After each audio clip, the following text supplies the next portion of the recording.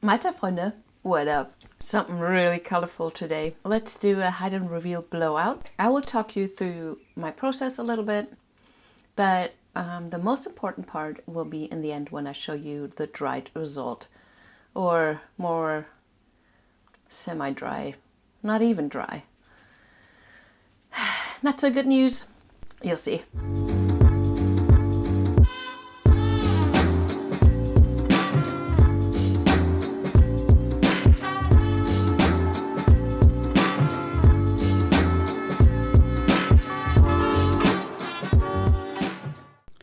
Alright, see this old thing? Gotta go. I'm treating myself to a new homemade spinner. You can get yourself one. There's a link in the description and also in this corner. This is how it looks when it's new. I'm pretty bad of cleaning it, but it should be very easy for you because the surface is coated. I'm just lazy. And I sit at the spring, as you say in German. Okay, let's get started, guys. I start with my pillow paint. It's Multi-Pro PPG. You get it from Home Depot. And I use a color palette that Amber from Amber Goodwin Art, I think is her name now.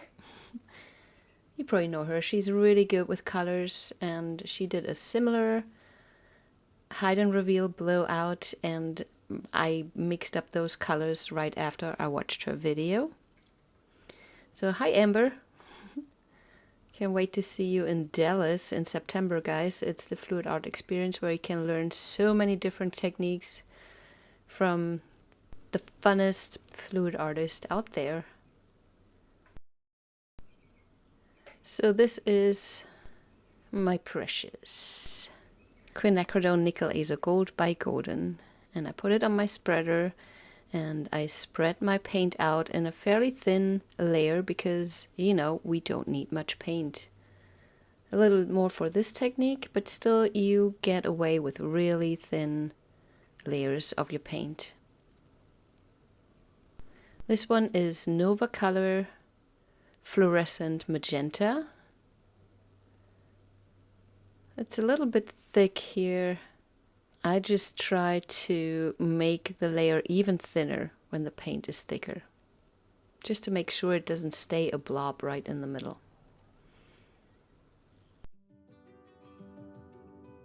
A little bit more, please.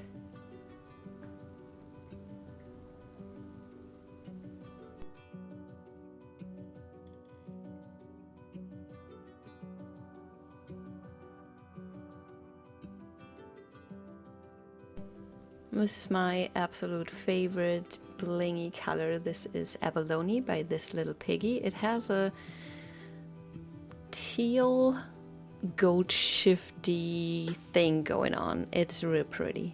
But I just go easy on that one. And this is Golden Teal. So teal is the color, golden the brand. And I go like I did before. Try to be really thin, just let the paint do the work.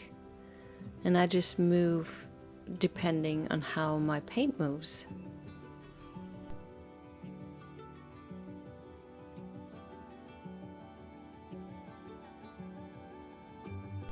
This is Mermaid, also This Little Piggy. One of my favorites too.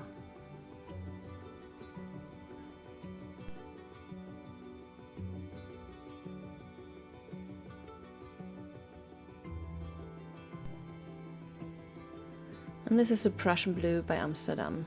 Fairly thick too. I just use a little bit. I don't want it to be too much or turn too dark because I will cover this with my faux pillow. It's mixed like all my other colors, just with a dash of my fluid acrylic paint. You can use golden, you can use tri-art, yeah, anything that's out there, just to make sure my consistency doesn't get too thick but stay saturated. I want it to be as opaque as I can get it. to not have the colors underneath completely shine through the black. So, and I decided to do just a half hide and reveal.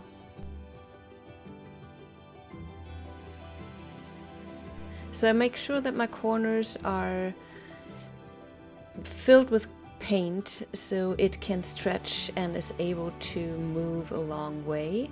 And I keep the other colors on the top exposed. This is another dab of abalone followed by teal. And I think at this point, since I puddle it up, it's a little bit too much paint, and you will see, well, this is actually not the issue of the outcome. Well, we get to that later.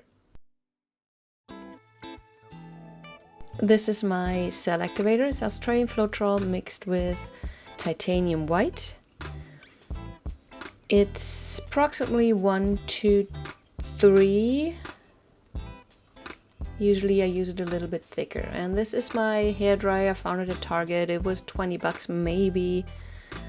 I use it on cold, air, and low. And yeah, I'm just getting back into the blowing, and it really needs so much practice. And basically, like the bloom principle is, I want to move the white cell activator over my other colors without going too deep into the white pillow.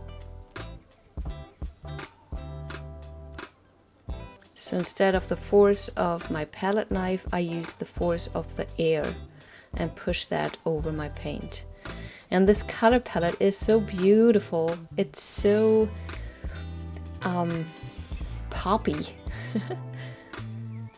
So I did not completely grate on my blowout. There is a lot of cell activator puddled in the middle, and you can see the teal on top doesn't reveal any of the other colors. So I'm thinking either my teal was too thick, or yeah, it was too much paint and I did not push the teal enough. Okay, I'll let you watch this. I spin it out, I tilt it out, and I'll see you back with the flyover, and there's a few things we have to talk about.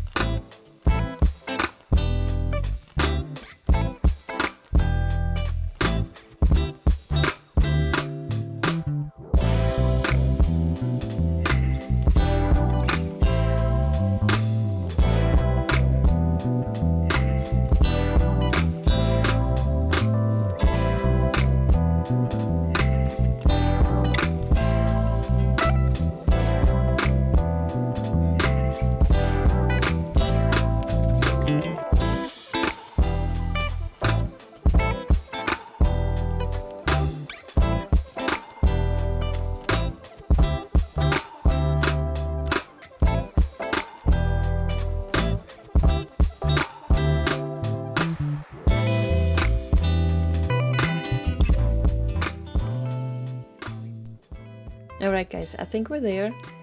The teal in the middle is still the teal in my middle.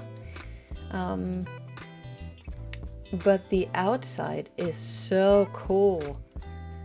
It looks like a space poppy.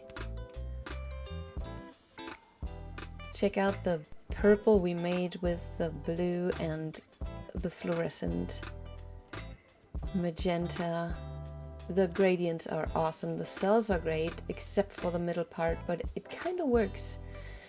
Let me get you closer. Yeah, beautiful. Love the teal and the magenta. Middle part is, I'm not 100% sure, but it makes a great focal point, so I'm fine with it, even though I'm not a big fan of melty, wonky cells. But oh my god, guys. So I have not been able to paint for a while. You probably noticed because I haven't been live lately. Because all my paintings look great, the cells are awesome, but once I let it sit, they just melt. And I thought it's due to the hot and humid weather that I've been experiencing. But now the weather has cooled off and it's my regular painting weather.